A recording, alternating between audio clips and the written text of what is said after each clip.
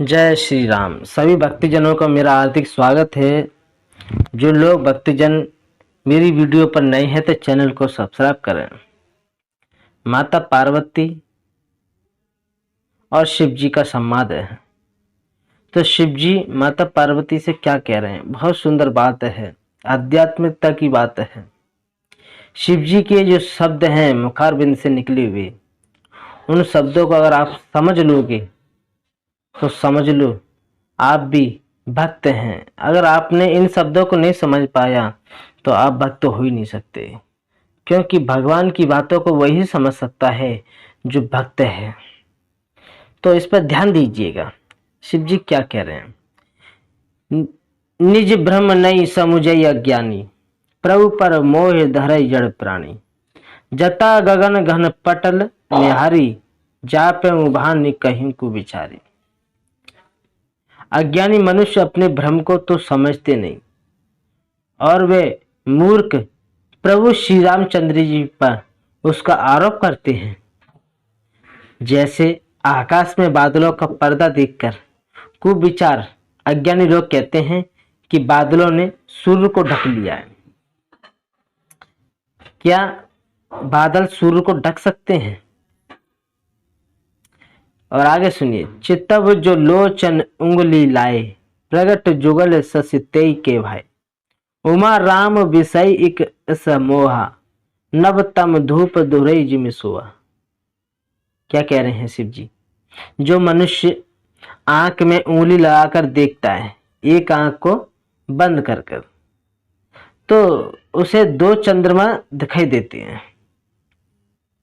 सो हे पार्वती, श्री रामचंद्र जी के विषयों में इस प्रकार मोह की कल्पना करना वैसा ही है जैसे आकाश में अंधकार, धुआं, धूल का सोहना दिखता है। आकाश जैसे निर्मल और निर्लेप है, उसको कोई मलिन या स्पर्श नहीं कर सकता। इसी प्रकार भगवान श्री रामचंद्र जी नित्य निर्मल और निर्लेप है। और क्या कह रहे हैं शिव जी, सुनिए।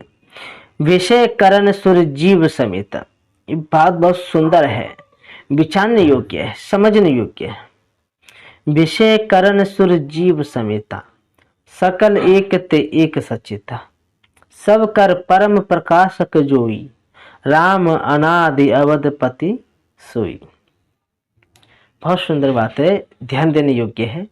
विषय इंद्रियां, इंद्रियों के देवता और जीवात्मा, ये सब एक ही सहायता से एक चेतन होती है।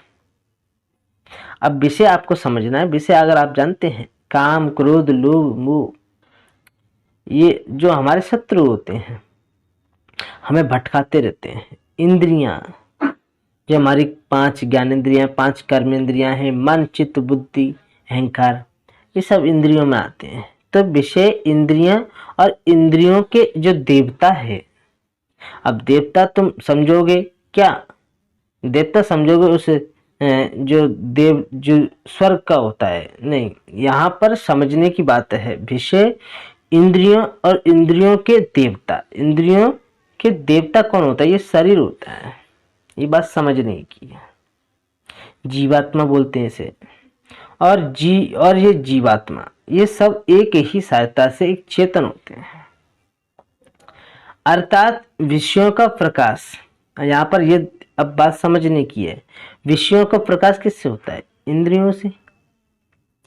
जब इंद्रिय ही नहीं होंगी तो विषय हम भोगेंगे कैसे? तो विषयों का जो प्रकाश है वो इंद्रियों से होता है। इंद्रियों के देवताओं से, इंद्रियों का प्रकाश इंद्रियों के देवताओं से, और इंद्रिय देवताओं का चेतन जीवात्मा से प्रकाश होता है। इन सब का जो परम प्रकाशक है, अर्थात जिससे इन सब का प्रकाश होता है, वही अनादि ब्रह्म अयोध्या नरेश मेरे श्री रामचंद्र जी हैं। ये विषय जो इतना बहुत जानने योग्य है। विषय करण सुर जीव समेता। विषय इंद्रियां, इंद्रियों के देवता और जीवात्मा, ये सब एक ही सहायता से एक चेतन होते हैं। अर्थात विषयों का प्रकाश इंद्रियों से है और इंद्रियों का प्रकाश इंद्रियों के देवताओं से, और इंद्रियों के देवताओं का चेतन जीवात्मा से प्रकाश होता है। और इन सबको जो प्रकाश मिलता है, इन सबको जो प्रकाश है, वह अर्थात जिससे इन सब का प्रकाश होता है, वह अनादि ब्रह्म है श्री रामचंद्र जी, श्री राम जी। बहुत सुंदर बात है। अब आपने इसमें क्या समझा? इन बातों को समझने के लिए भक्त होना बहुत जरूरी है। भक्त के जो भाव होते हैं, कैसे भाव होते हैं? भक्त के भाव भगवान के प्रति होते हैं। वो हर तरीके से परमात्मा को रिझाता रहता है, हर तरीके से परमात्मा को निहारता रहता है, जानने की जिज्ञासा रहती है। ऐसे भाव उसके अंदर प्रकट होते रहते हैं, जो भाव कभी उसने कभी सुना ही नहीं। ऑटोमेटिक अंदर से भाव ईश्वर के प्रति भाव उठते रहते हैं, और भक्त भी उन भावों से बड़ा प्रसन्न होता रहता है, क्योंकि वो स्वयं अंदर ही तो बैठा है, समुद्र का खजाना। जहां से भावों के भाव हैं, वहां से भाव तो अनन्य भावों का ऐसा प्रकट होना है, ऐसे ऐसे भावों का प्रकट होना है जिन भावों के बारे में हमें आनंद ही नहीं है।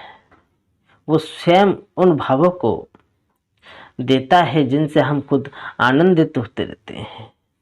वो खुद आनंद स्वरूप है।